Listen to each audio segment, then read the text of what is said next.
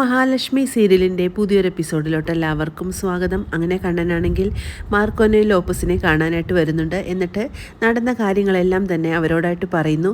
മഹാലക്ഷ്മിയുടെ കുഞ്ഞിൻ്റെ അച്ഛൻ ഞാനാണെന്നുള്ള കാര്യം എല്ലാവരെയും അറിയിച്ചിട്ടുള്ള കാര്യം ഇവരോട് പറയുമ്പോൾ ഇവർക്കാണെങ്കിൽ സന്തോഷമാകുന്നുണ്ട്. അത് നന്നായി സാറേ, എത്രയും പെട്ടെന്ന് അത് പറയണമെന്ന് തന്നെയായിരുന്നു ഞങ്ങളുടെയൊക്കെ ആഗ്രഹം. അത് സാറ് പറഞ്ഞതിൽ വളരെയേറെ സന്തോഷമാകുന്നുണ്ട്. അത് സിദ്ധയായ അമ്മ പറഞ്ഞത് പ്രകാരമാണ് ഞാൻ അങ്ങനെയൊക്കെ പറഞ്ഞതെന്നെല്ലാം കണ്ണൻ പറയുന്നത് കേട്ട് എല്ലാവർക്കും ആകെ സന്തോഷമാകുന്നു. ഉണ്ണിക്ക് ചെറിയ സംശയങ്ങളുണ്ടായിരുന്നത് കൊണ്ട് എൻ്റെ പിന്നാലെ ഉണ്ണി നടക്കുന്നുണ്ടായിരുന്നു. അതുകൊണ്ടാണ് ഇത് ഇത്രയും പെട്ടെന്ന് തന്നെ പുറലോകം അറിയാൻ കാരണമെന്നെല്ലാം കണ്ണൻ പറയുന്നുണ്ട്. ഉണ്ണിയെ എന്തെങ്കിലും ചെയ്ത് ഒരു മൂലക്കിരുത്തട്ടെ സാറേ എന്ന് ചോദിക്കുമ്പോഴേക്കും അതൊന്നും ഇപ്പോൾ വേണ്ട.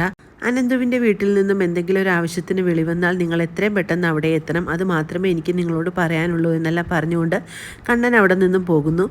പിന്നീട് പ്രതാപനാണെങ്കിൽ പായസവുമെല്ലാമായിട്ട് വരുന്നുണ്ട്. എന്നിട്ട് വിഷുവായിട്ട് നീ പായസമെങ്കിലും കുടിക്കും പ്രതാപ എന്നൊക്കെ പറഞ്ഞുകൊണ്ട് വളരെ സന്തോഷത്തോടു കൂടി തന്നെ അവർ പായസം കുടിക്കുന്നുണ്ട്.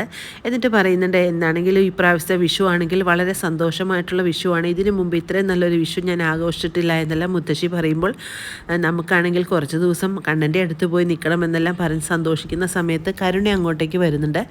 നിങ്ങൾ ഇനി സ്ഥിരമായിട്ട് അവിടെ തന്നെ താമസിച്ചോ എന്ന് പറഞ്ഞുകൊണ്ട് ദേഷ്യപ്പെട്ടുകൊണ്ട് തന്നെ കരുണ വരുന്നത് കണ്ട് മുത്തശ്ശിയും പ്രതാപനും പെട്ടെന്ന് ഞെട്ടിപ്പോകുന്നുണ്ട്. എന്താ മോളെ നീ ഇത്ര ദേഷ്യപ്പെട്ടുകൊണ്ട് വരുന്നതെന്ന് മുത്തശ്ശി പ്രതാപൻ ചോദിക്കുമ്പോഴേക്കും ആ മഹാലക്ഷ്മിയുടെ വയറ്റിൽ കിടക്കുന്ന കുഞ്ഞിൻ്റെ അച്ഛൻ ആരാണെന്ന് കണ്ടുപിടിച്ചുവെന്നും അത് കണ്ണേട്ടനാണെന്നും എല്ലാം പറയുന്നത് കേട്ട് എല്ലാവരും ആകെ ഞെട്ടിത്തെറിച്ച് പോകുന്നുണ്ട്. ഇത് കേട്ട് വളരെ സന്തോഷിക്കുന്നുണ്ട് നമ്മുടെ മോഹിനി. സത്യങ്ങളെല്ലാം തന്നെ അമ്മയ്ക്ക് അറിയാമായിരുന്നുവെന്നും നമ്മളുടെ മുന്നിൽ അമ്മ നല്ല രീതിയിൽ തന്നെ അഭിനയിക്കുമായിരുന്നു എന്നല്ല കരുണ പറയുന്നത് കേട്ട് മോഹിനി പറയുന്നുണ്ട്. ശരി തന്നെയാണ്, നിങ്ങളുടെ മുന്നിൽ ഞാൻ അഭിനയിക്കുക തന്നെയായിരുന്നു.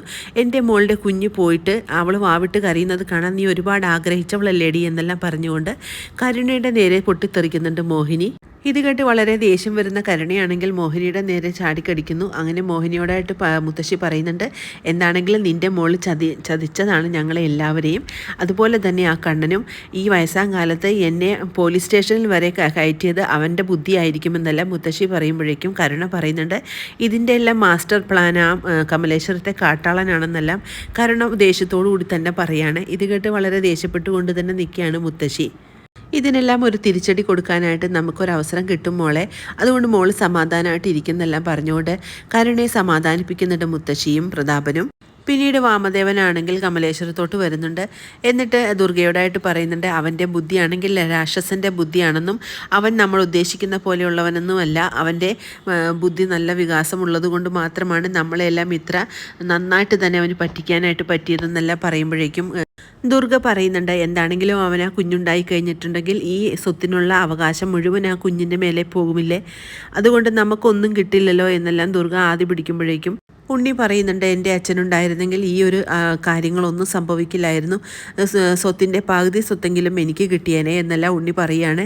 അതിനെല്ലാം കാരണക്കാരനാ ലോറിക്കാരനാണെന്നെല്ലാം വീണ്ടും വീണ്ടും ഉണ്ണി പറയുന്നത് കേട്ട് വാമദേവൻ ഒന്നും ഞെട്ടുന്നുണ്ട്. എന്നിട്ട് പറയുന്നുണ്ട്, അവൻ നിന്ന പോലെ തന്നെ നമ്മളും ബുദ്ധിയോടുകൂടി തന്നെ നിൽക്കണം, എന്നാൽ മാത്രമേ സ്വത്തിൻ്റെ കുറച്ചെങ്കിലും നമുക്ക് കിട്ടുകയുള്ളൂ എന്നല്ല വാമദേവൻ പറയുന്നത് കേട്ട് എല്ലാവരും അത് ശരിവെക്കുന്നുണ്ട്. ഒരവസരം കിട്ടുമ്പോൾ നമ്മൾക്ക് അവനെ വകവരുത്താം എന്നെല്ലാം വാമദേവൻ പറയുന്നുണ്ട്.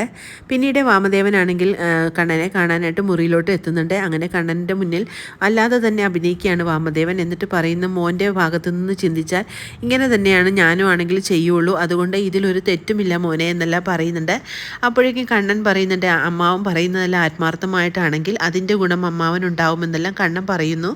ഇത് കേൾക്കുന്ന വാമദേവനാണെങ്കിൽ ചെറിയ തോതിൽ ഒരു സന്തോഷമാകുന്നുണ്ട്. അങ്ങനെ വാമദേവൻ കണ്ണനോടായിട്ട് യാത്ര പറഞ്ഞ് ആ റൂമിൽ നിന്നും പോകുന്നു. ശത്രുക്കളെല്ലാം തന്നെ കണ്ണനെയും മഹാലക്ഷ്മിയും വകവരുത്താനുള്ള എല്ലാ പ്ലാനിങ്ങുകളും നടക്കുന്നുണ്ട്. പക്ഷേ അത് കണ്ണൻ്റെയും മഹാലക്ഷ്മിയുടെ മുന്നിൽ അഭിനയിച്ചുകൊണ്ട് തന്നെയായിരിക്കും അത് നടപ്പാക്കുക.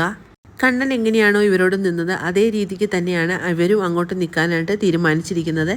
അങ്ങനെ വളരെ ത്രില്ലിംഗ് ആയിട്ടുള്ള ഒരു എപ്പിസോഡുകളാണ് വരാനിരിക്കുന്നത്.